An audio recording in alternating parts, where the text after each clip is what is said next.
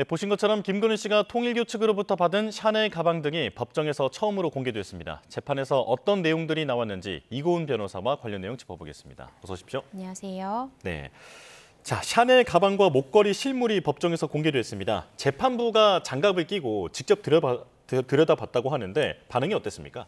네, 일단은 가방과 구두에 대해서는 사용감이 있다라고 이야기를 했습니다. 그렇지만 목걸이에 대해서는 이 흰 장갑을 끼고 재판부에서 직접 검증을 했는데요. 육안으로 봐서는 어떠한 사용감을 좀 확인하기는 어렵다라는 취지의 이야기를 했습니다. 그런데 지금 김건희 씨가 받고 있는 혐의 자체가 사실은 이 해당 물건을 사용했다까지 특검이 입증할 필요는 없고요.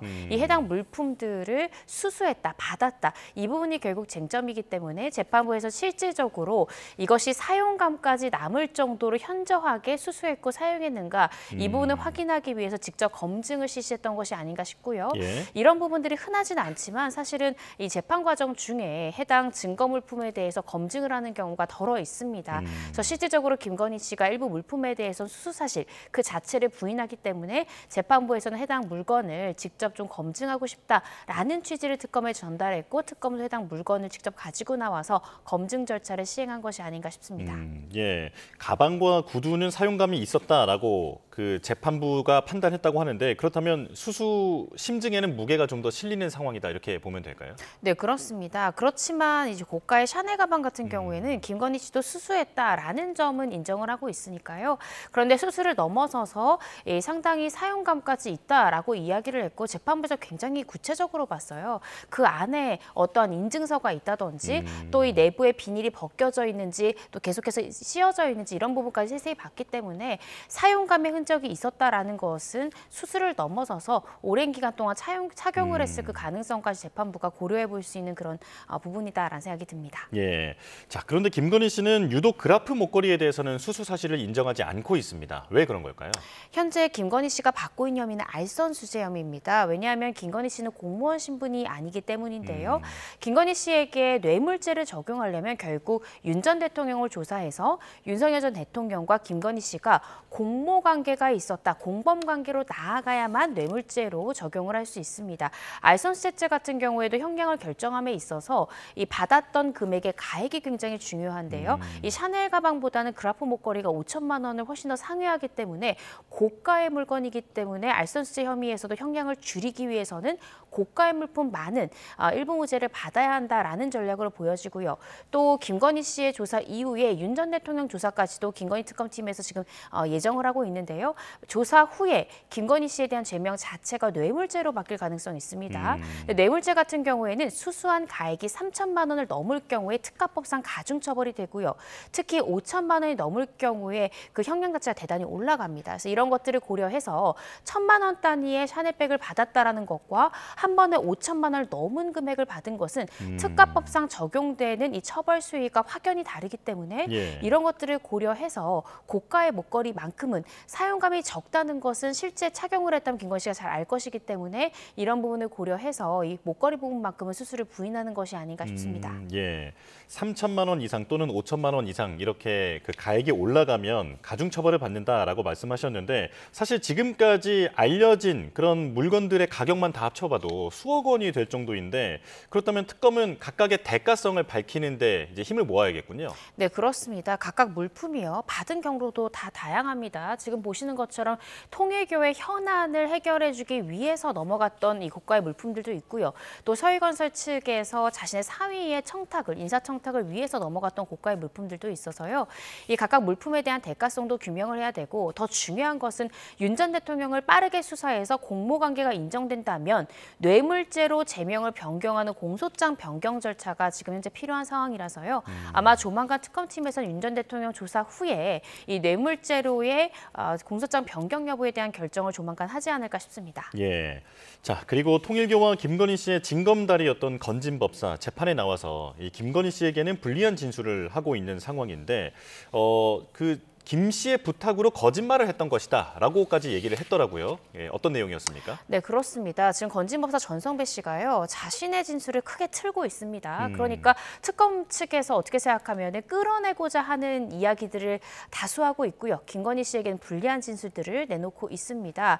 건진법사는 어제도 증인으로 재출석을 해서 지금 김건희 씨가 부인하고 있는 이 고가의 그라폰 목걸이 내가 분명히 전달한 거 맞고 김건희 씨도 직접 전달받았다라고 직접 연락을 받았다라고 이야기했고요. 또 말씀 주신 대로 내가 이 그라폰 목걸이라든지 샤넬백에 대해서 전달하지 않았다라고 진술했던 부분은 결국 김건희 씨가 거짓 증언을 부탁했기 때문이고 그때 당시에 구체적으로 내가 들은 내용은 부정청탁은 전달한 사람만 죄가 되기 때문에 다른 사람이 다치지 않도록 전달하지 않은 걸로 하자라고 나를 회유해서 내가 그동안은 거짓말로 진술했던 것이다 라는 이야기를 한 거거든요.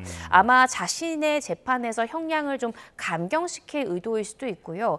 또 여러 가지 선처를 받고자 하는 그런 의도로 진술을 크게 틀고 현재 특검이 지금 기소한 그 혐의 사실에 부합하는 증언들을 내놓는 것이 아닌가 싶습니다. 예. 그런가 하면 이배용 전 국가교육위원장은 금거북이를 건넨 사실까지는 인정을 했는데 이게 인사청탁과는 무관하다라는 주장을 계속하고 있는 거죠? 네, 그렇습니다. 그렇지만 특검이 현재 파악하고 있는 증거 관계를 살펴보면 이배용 전 위원장의 이야기가 사실이 아닐 가능성도 지금 제기되고 있는 그런 상황인데요.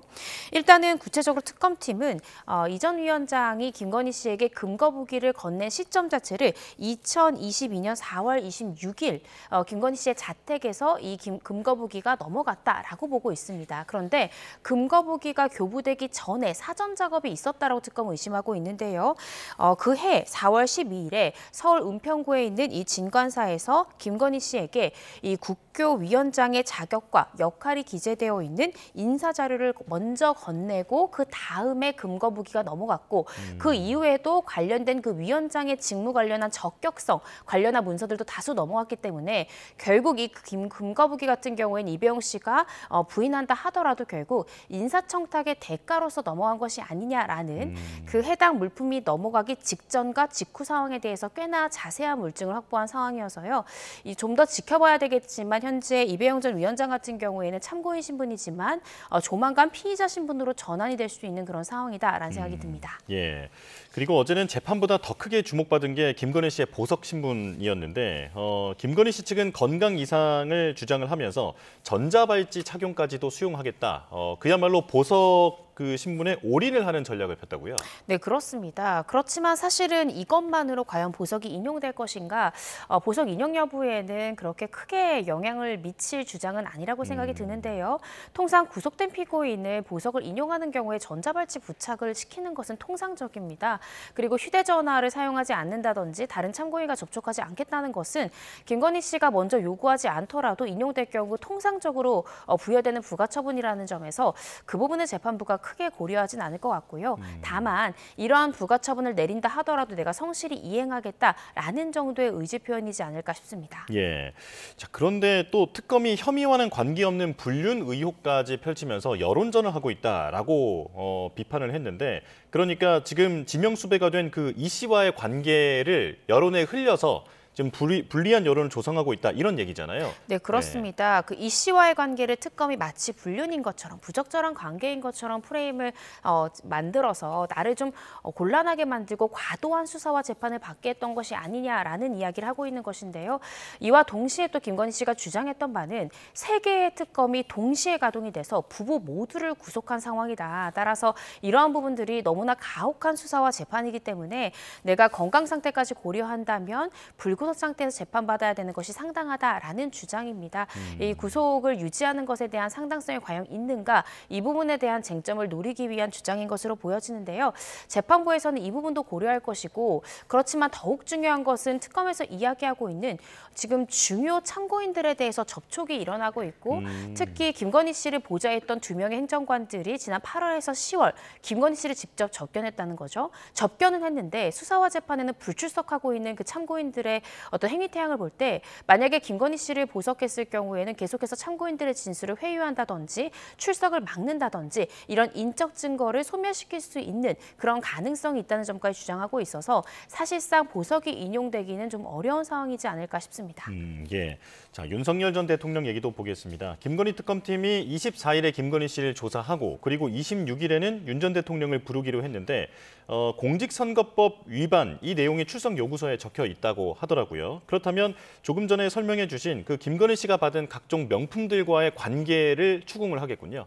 네, 그렇습니다. 현재 지금 적시되어 있는 공직선거법 위반은요, 정치 브로커라고 불리는 이 명태균 씨를 통해서 공천을 개입한 것이 아니야라는 의혹과 또 여론조사 등을 무상으로 수수했던 것이 아니야라는 의혹이 바로 공직선거법 위반, 또 이 정치자금법 위반 혐의입니다. 그래서 일단은 출석 요구서에서는 이 두 가지 혐의에 대해서 적시가 되어 있기 때문에 기본적으로 윤 전 대통령이 정상적으로 출석을 한다면 이 두 가지 혐의를 우선적으로 물어볼 것 같고요. 예. 시간이 여유가 좀 있다면 지금 김건희 씨가 받고 있는 여러 가지 청탁이라든지 이 뇌물수수 의혹에 관련해서도 공범관계를 규명할 것 같습니다. 그런데 워낙에나 혐의가 많기 때문에 한 번의 출석만으로 윤 전 대통령에 대해서 김건희 특검팀이 수사를 마무리하기는 어려울 것 같고요. 일단 우선적으로 공직선거법 위반 혐의를 먼저 묻고 이후에 2차 조사 일정을 잡을 가능성이 높지 않을까 싶습니다. 예, 무상 여론조사 의혹 이런 부분이 좀 본줄기고 예, 네. 그 이후에 명품과의 관계 이런 것에 대해서도 질문을 할 것으로 보인다. 자, 이런 가운데 윤 전 대통령의 메시지가 전해졌는데 최근 자신의 재판에는 출석을 하고 또 특검 조사에도 응하고 있잖아요. 이제 불출석 전략을 선회한 이유가 나왔다고요? 네, 그렇습니다. 지금 윤 전 대통령의 옥중 메시지가 전해졌는데요.